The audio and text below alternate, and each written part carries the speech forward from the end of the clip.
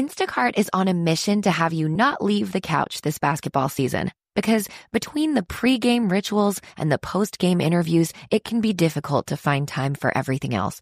So let Instacart take care of your game day snacks or weekly restocks and get delivery in as fast as 30 minutes. Because we hear it's bad luck to be hungry on game day.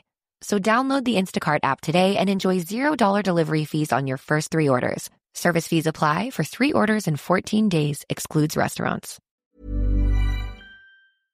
Bonjour, ici Patrick Pierrat, éditeur d'Info Bref.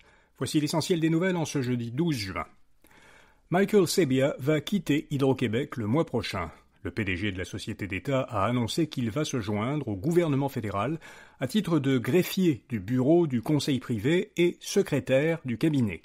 Michael Sabia a indiqué que Mark Carney lui avait demandé de prendre ce rôle à un moment où le pays fait face à des enjeux sans précédent.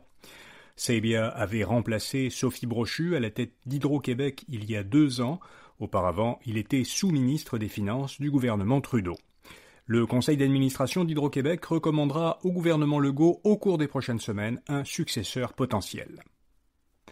Mark Carney espère finaliser une entente commerciale avec les États-Unis au sommet du G7. C'est ce qu'il a indiqué à Radio-Canada à quelques jours du sommet des dirigeants des pays du G7 qui aura lieu en Alberta du 15 au 17 juin.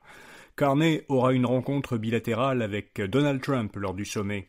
Radio-Canada a rapporté que le gouvernement fédéral demande à Washington de retirer l'ensemble de ses tarifs douaniers et qu'en échange, il s'engage à augmenter ses dépenses militaires pour atteindre dès cette année la cible fixée par l'OTAN, soit 2% du PIB pour la défense, et aussi à participer au projet américain de dôme antimissiles. Rembourser la TPS sur les maisons neuves pourrait coûter près de 2 milliards de dollars sur 6 ans. C'est ce qu'estime le directeur parlementaire du budget, après avoir analysé un projet de loi du gouvernement Carney qui vise à éliminer la taxe sur les produits et services pour les acheteurs d'une première habitation neuve. Pour mémoire, le remboursement serait total pour les habitations d'une valeur maximale d'1 million de dollars et il serait partiel pour celles dont le prix est compris entre 1 million et 1,5 million de dollars. Selon le directeur parlementaire du budget, cette mesure pourrait bénéficier à environ 71 000 acheteurs qui obtiendraient en moyenne chacun un remboursement de 27 000 dollars. Le gouvernement fédéral est prêt à approuver une ligne électrique entre Terre-Neuve et le Québec. François Legault a demandé à Mark Carney de financer une ligne électrique qui permettrait d'acheminer de l'électricité de la centrale Churchill Falls à Terre-Neuve vers le Québec. À la Chambre de commerce du Montréal métropolitain, la ministre fédérale de l'Industrie, Mélanie Joly, a laissé entendre hier que le gouvernement Carney comptait accélérer l'approbation du projet, mais qu'il ne s'engage pas, pour l'instant du moins, à le financer.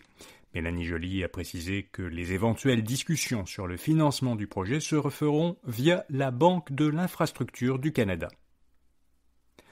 Les transporteurs scolaires pourront à nouveau acheter des autobus à essence. Le gouvernement Legault imposait depuis 2021 que tout nouvel autobus destiné au transport des élèves soit un véhicule électrique. La Fédération des transporteurs par autobus lui a réclamé hier 12 millions de dollars pour compenser la baisse inattendue, au début de la présente année scolaire, d'une subvention aux transporteurs scolaires qui exploitent des autobus électriques. Le gouvernement a indiqué à Radio-Canada qu'il mettait fin à l'obligation de tout électrique. Les transporteurs ont à nouveau le choix. Leurs nouveaux autobus pourront être soit électriques, soit thermiques, donc à diesel, essence ou propane. Le Luxembourg a ouvert une ambassade au Canada. À l'occasion du 80e anniversaire des relations diplomatiques entre le Luxembourg et le Canada, le ministre des Affaires étrangères luxembourgeois est à Ottawa pour inaugurer officiellement la première ambassade du Luxembourg au pays. Le premier ambassadeur avait pris ses fonctions en décembre dernier. Pour contexte, le Luxembourg est un petit pays européen de moins de 700 000 habitants, qui est considéré comme un paradis fiscal. Mais malgré sa faible population, le Luxembourg était l'an dernier, selon les données de Statistique Canada, au 8e rang des pays selon le montant de leurs investissements au Canada. Montréal figure parmi les meilleurs écosystèmes de start-up d'intelligence artificielle. La métropole occupe comme l'an dernier le 39e rang du palmarès général des 350 principaux écosystèmes de start-up dans le monde, selon le rapport annuel Global Startup Ecosystem Report, qui est produit par la firme de conseil américaine Startup Genome. Pour la première fois, l'un des critères du classement est consacré aux efforts déployés dans un écosystème pour développer des technologies liées à l'intelligence artificielle. Alors, en tenant compte uniquement de ce critère de l'IA, eh bien Montréal se classe parmi les 10 meilleurs écosystèmes au monde. La firme torontoise Wealthsimple lance plusieurs nouveaux services qui concurrencent ceux des banques, dont une carte de crédit associée à un programme de remise en argent de 2% sur les achats. Wealthsimple ajoute par ailleurs à son compte chèque des services de dépôt de chèques par appareil mobile, de virement électronique et de traite bancaire. WSP Global, une firme montréalaise de génie conseil en environnement, réalise une importante acquisition au Royaume-Uni.